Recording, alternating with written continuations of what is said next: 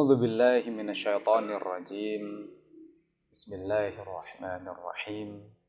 Alhamdulillahi rabbil alamin. Wa bihi nasta'inu ala umurid dunya waddin. Assalatu wassalamu ala nabiyyina Muhammadin sallallahu alaihi wasallam wa ala alihi wa ashabihi wa man tabi'ahum bi ihsanin ila yaumiddin. Amin ya rabbal alamin. Assalamualaikum rekan-rekan sekalian yang berbahagia.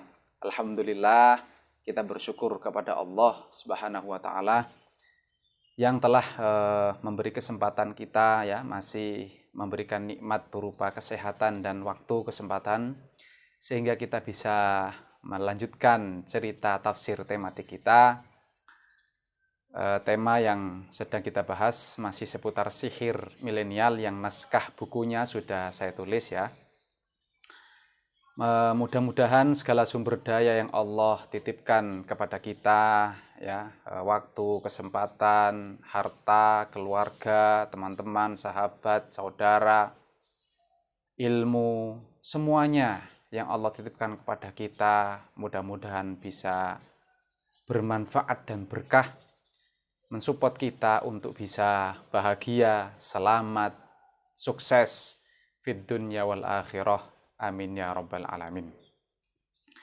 Nah rekan-rekan sekalian, ketidakmustahilan dari berubahnya tongkat-tongkat dan tali temali para penyihir Fir'aun itu dan juga kemustahilan, ketidakmungkinan tongkat Nabi Musa berubah menjadi ular, itu sudah kita ceritakan yang lalu sudah kita bahas semua saya rasa mulai dari tongkat-tongkat dan tali temali para penyihir itu yang hanya yukhayyalu ilaihi annaha tas'a, hanya terbayang seolah-olah tongkat dan tali temali para penyihir Fir'aun itu hanya seolah-olah seakan-akan terbayang itu menjadi ular hanya terbayang, tidak berubah menjadi ular secara fisik materi itu Karenanya tongkat Nabi Musa tidak perlu untuk menjadi ular besar, untuk menjadi ular betulan tidak perlu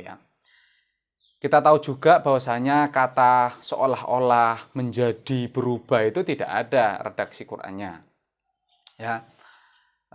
itu yang pertama Kemudian yang kedua ada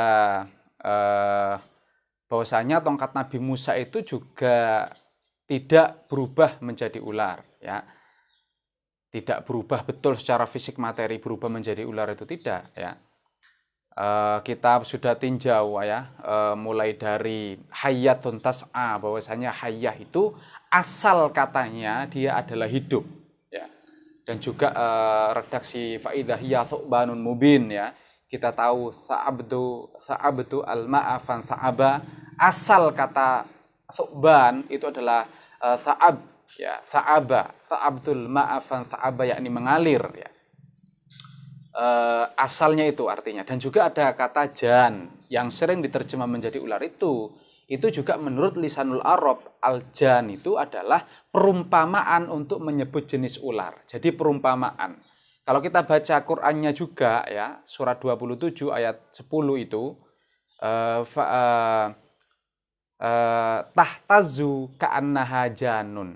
Jadi tongkat Nabi Musa itu ka'annaha janun, seakan-akan seolah-olah, bukan menjadi ular ada tongkat menjadi ular. Di situ ka'annaha janun, seakan-akan seolah-olah ular Nah, kita juga tahu bahwa yang berikutnya, yang nomor 3 poin berikutnya kalau kita resume itu semuanya, bahwasanya tongkat Nabi Musa itu tidak berubah menjadi ular Kalau betul memang berubah menjadi ular, tentunya nggak perlu makan tongkat-tongkat dan tali-tali kecil-kecil itu. Kalau betul tongkat Nabi Musa bisa berubah menjadi ular besar, maka yang dimakan itu para penyihirnya dan juga Fir'aunnya. Yang diemplok, yang dicaplok itu ngapain tongkat-tongkat dan tali-tali para penyihir itu? Para penyihirnya itu sekalian yang diemplok, atau Fir'aunnya yang sekalian diemplok untuk menangkan duel Nabi Musa itu, baik untuk berdakwah, ya, menyampaikan tauhid, mengajak Fir'aun dan bala pembesarnya itu, para penyihirnya untuk bertauhid, atau membebaskan Bani Israel, atau untuk membebaskan Bani Israel, ya.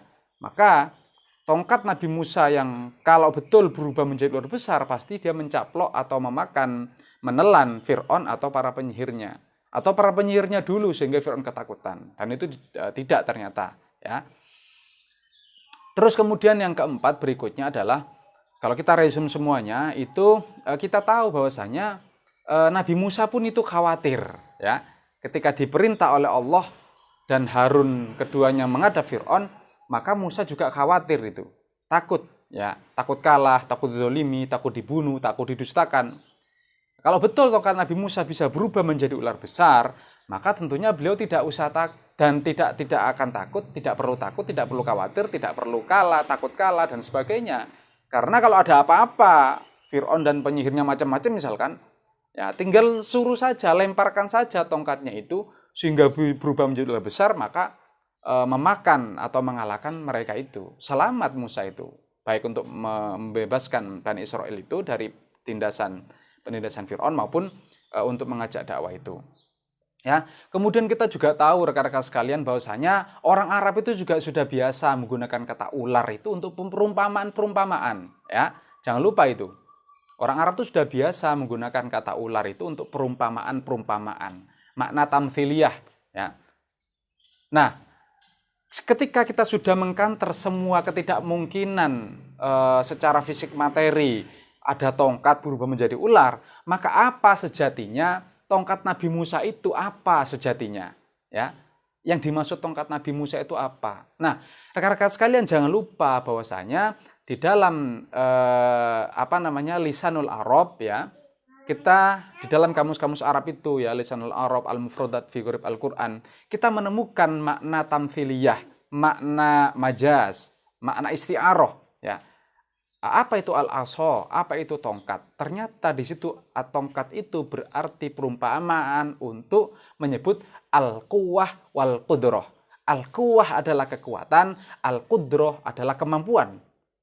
Ternyata tongkat Nabi Musa di situ adalah kekuatan Nabi Musa, Ya, sekali lagi saya tegaskan bahwasanya ternyata tongkat Nabi Musa adalah kekuatan Nabi Musa, adalah kemampuan Nabi Musa. Qudrah wal quwwah Nabi Musa. Apa kekuatan Nabi Musa? Apa kemampuan Nabi Musa untuk menghadapi Fir'aun dan para penyihirnya itu? Ya, ternyata kekuatan Nabi Musa, kemampuan Nabi Musa untuk menghadapi Fir'aun dan para penyihirnya itu adalah firman Allah. Ya, adalah Taurat. Ya, itulah kekuatan Nabi Musa, itulah kemampuan Nabi Musa, itulah tongkat Nabi Musa, yaitu Taurat yang itu digunakan untuk menghadapi Fir'aun dan para penyihirnya itu. Ya, digambarkan di situ tongkat Nabi Musa bisa talqaf ma yakfikun, ya, menyaplok atau menghancurkan, membatalkan apa-apa yang mereka dustakan. Apa yang mereka dustakan itu adalah sihir.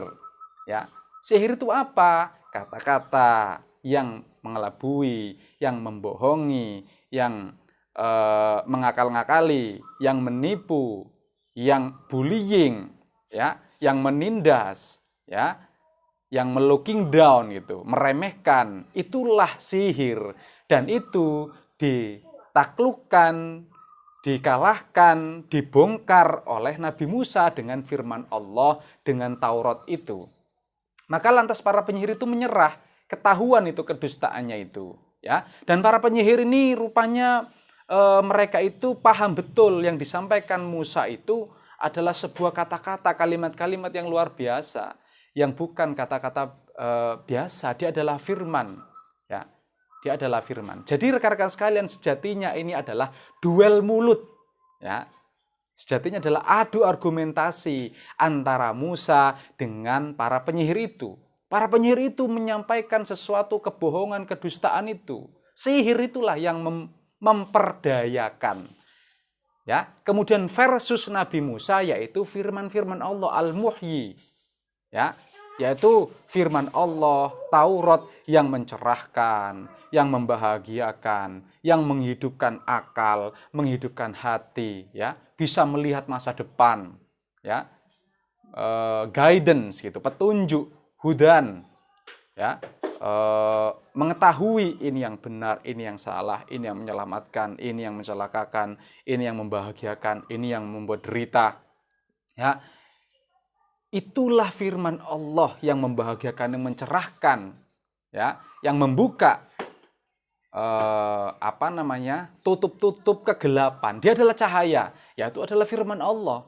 Inilah yang dimaksud Musa versus para penyihir itu, yakni duel argumentasi antara firman Allah yang berupa Taurat itu dengan kata-kata kebohongan, kedustaan, tipu muslihat, ya, bullying, looking down, meremehkan, menindas kata-kata dari para penyihir itu, ya.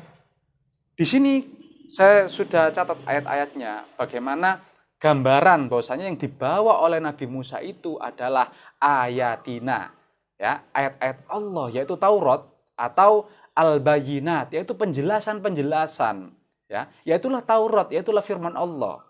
Jadi bukan yang seperti biasa diterjemahkan itu, ya. Ayatina sudah jelas ayat-ayat kami. Diterjemahkan mukjizat langsung. Padahal nggak ada kata mukjizat di situ. Redaksinya mah ayatina. Ya, jelas sekali ayat-ayat kami. Yaitu ayat-ayat Allah yang disampaikan kepada Nabi Musa, yaitu adalah Taurat itu, yaitulah tongkat Nabi Musa. Ya, bukan mukjizat, nggak ada itu di Qur'annya, redaksi mukjizat itu nggak ada. Ya, dalam konteks ini ya, duel antara Nabi Musa dengan para penyihir itu nggak ada, ya. Mukjizat itu hanya terjemah. Jadi kata-kata seolah-olah, sekonyong-konyong, terus berubah menjadi, itu nggak ada. Mukjizat itu nggak ada, teksnya itu nggak ada di Quran itu. Itu hanya terjemah. Jelas sekali di sini redaksinya adalah ayat-ayat atau al-bayinat, ya. Berikut akan saya bacakan, ya, apa yang dibekalkan oleh Allah kepada Nabi Musa untuk menghadapi Fir'aun dan para penyihirnya. Suatu bekal kepada Nabi Musa, yang itu adalah kekuatan Nabi Musa yang digambarkan dengan al-aso, yaitu tongkat. Ya, ini adalah kata tamthiliyah, ingat, isti'aroh majaz, ya, makna kiasan gitu loh. Ya, makna kiasan, bukan makna sebenarnya, bukan makna hakiki, tapi makna majazi namanya, ya. Di dalam kaidah tafsir, ingat, kaidah tafsir itu kita menggunakan makna majaz, makna isti'aroh, ya, ketika kita tidak memungkinkan untuk dimaknai secara hakikinya karena ada konteks. Ya, karena ada keadaan, situasi, konteks, situasi yang membuat akhirnya kita memaknainya secara majaz. Ya, berikut ayat-ayat gambaran bekal yang dibawakan oleh Allah kepada Nabi Musa. Yang pertama kita coba buka di surat Az-Zukhruf, ya, surat 43 ayat 46. Akan saya bacakan. A'udzubillahi minasyaitonirrajim. Bismillahirrahmanirrahim.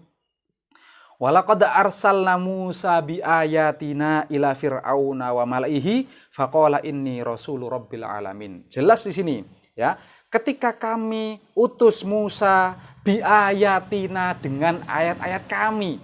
Ingat, ayat-ayat kami, jangan diterjemah mujizat kami, ya. Nah, ketika Allah utus Musa itu kepada Fir'aun dan wa malaihi, dan bala tentaranya Fir'aun, biayatina, dengan ayat-ayat kami, ya kan? Nah, oke. Sekarang surat Toha, surat 20 ayat 42 dan 47. Idhab anta wa akhuka bi ayati walatanya fi dzikri. Idhab anta wa akhuka. Pergilah kamu Musa dan saudaramu Harun bi ayati, dengan ayat-ayat kami. Bi ayati. Itulah yang dibekalkan oleh Allah kepada Musa, dengan ayat-ayat kami. Apa ayat-ayat kami itu? Ya Taurat, ya. Nah, di ayat 47-nya, fa'tiyahu faqula inna rasula rabbik fa'arsil ma'ana bani Israil wala tu'adzibhum qad ji'naka bi ayatin mir rabbik, ya, qad ji'naka bi ayatin mir rabbik wassalamu ala man ittaba'al huda. Jelas sekali di sini, qad ji'naka bi ayatin mir rabbik. Sungguh aku, kata Allah, kami mendatangkan kamu, ya, memberi bekal kepadamu wahai Musa bi ayatin, dengan sebuah ayat, yaitu Al-Qur'an, maksudnya bukan mukjizat, ya, yang ditafsir atau diterjemah keluar dari hukum alam itu enggak ada. Ya, sekali lagi redaksinya bi ayatin mir rabbik, dengan ayat dari Tuhanmu, yakni Taurat. Oke. Kemudian kita buka lagi ya, supaya puas ini, dan kita sangat senang sekali mengutip ayat Al-Qur'an ya. Di surat Al-A'raf surat 7 ayat 103 dan 105. A'udzubillahi minasyaitonirrajim. Tsumma ba'atsna min ba'dihim Musa bi ayatina ila fir'aun wa malaihi fadzalamu biha fanzur kaifa kana aqibatul mufsidin, ya. Kemudian kami utus min ba'dihim, setelah mereka, Musa bi ayatina ila fir'aun, dengan ayat-ayat kami kepada Fir'aun, ya kan? Dan bala tentaranya, wa malaihi fadzalamu biha, maka wa malaihi itu para pembesarnya, yaitu para penyihirnya ya. Ya pokoknya ajudan-ajudannya Fir'aun lah. Mereka fadzalamu biha, mereka mendustakan firman Allah itu. Bukan mendustakan di situ bukan mendustakan ular besar, bukan, atau bukan mendustakan mukjizat, itu bukan. Ya, mereka mendustakan bi ayatina tadi, mendustakan ayat-ayat Allah. Ya, mereka nggak percaya gitu dengan ayat-ayat Allah itu. Ya, jelas di sini redaksinya di sini ya. Bi ayatina ila fir'auna wa malaihi fadzalamu biha fanzur kaifa kana aqibatul mufsidin. Kemudian di surat ayat 105-nya, hakikun ala aqula ala Allahi ilal haq qad ji'tukum bibayyinatin mir rabbikum fa arsil ma'i bani Israil. Ini jelas ya, di sini dikatakan qad ji'tukum bibayyinatin mir rabbikum. Sungguh aku datangkan kepada kalian bibayyinatin, dengan bayyinah. Apa sih bayyinah itu? Bayyinah adalah penjelasan, keterangan-keterangan, kalimat-kalimat yang dibawa oleh Musa, yakni Taurat, firman Allah gitu. Ya, bibayyinatin ini jangan diterjemah mukjizat. Ya. Langsung semuanya diterjemah mukjizat langsung. Biasanya itu ya. Redaksinya bukan mukjizat, rekan-rekan sekalian. Redaksinya adalah bibayyinatin. Itu jelas. Bibayyinatin, bayyinah itu adalah keterangan, penjelasan, ya. Gagasan. Itu adalah explanation, adalah Taurat, firman Allah. Ya kan? Ingat sekali lagi di sini adalah bibayyinatin, dengan bayyinah, dengan penjelasan-penjelasan. Oke, selanjutnya kurang mantap lagi, kita coba ya supaya semakin mantap di surat Asy-Syu'ara surat 26 ayat 15 ya. Qala kalla fadhhaba bi ayatina inna ma'akum mustami'un. Aduh, jelas sekali di sini ya. Fadhhaba, pergilah kamu wahai Musa dan Harun. Fadhhaba, pergilah kalian berdua, kata Allah, perintah kepada Musa dan Harun, bi ayatina, dengan ayat-ayat kami. Sekali lagi, dengan ayat-ayat kami, dengan Taurat, dengan firman Allah. Inna ma'akum mustami'un, sungguh kami bersamamu mendengarkan. Jelas sekali, mendengarkan loh. Setelah ada kata bi ayatina, ayat-ayat kami, kemudian di situ ada kata mendengarkan. Ya, berarti sudah jelas, sudah gamblang sekali, ayatina di sini adalah memang tidak lain dan tidak bukan, adalah penjelasan-penjelasan. Yaitu tongkat Nabi Musa itu. Kekuatan Nabi Musa itu, yaitu Taurat itu, ya. Kemudian di surat Al-A'raf 132, wa qaulu mahma ta'tina bihi min ayatin litas harona biha famanahnu laka bimu'minin. Mereka Fir'aun dan bala penyihirnya itu mengatakan ini ya, mahma ta'tina bihi min ayatin litas harona, ketika kamu datang dengan sebuah ayat ya kepada kami untuk menyihir kami. Loh, ingat sekali lagi, Musa itu dan juga para rasul-rasul yang lain ya, itu selalu diklaim penyihir oleh rivalnya, orang-orang yang mengingkarnya. Padahal yang dibawa para rasul itu adalah firman-firman Allah. Ya itulah yang disebut mereka menyihir, ya itu dikira memperdaya. Padahal itu adalah memberdayakan. Justru yang memperdayakan itu adalah sihir-sihir mereka yang dusta, bohong, menipu itu, ya kan?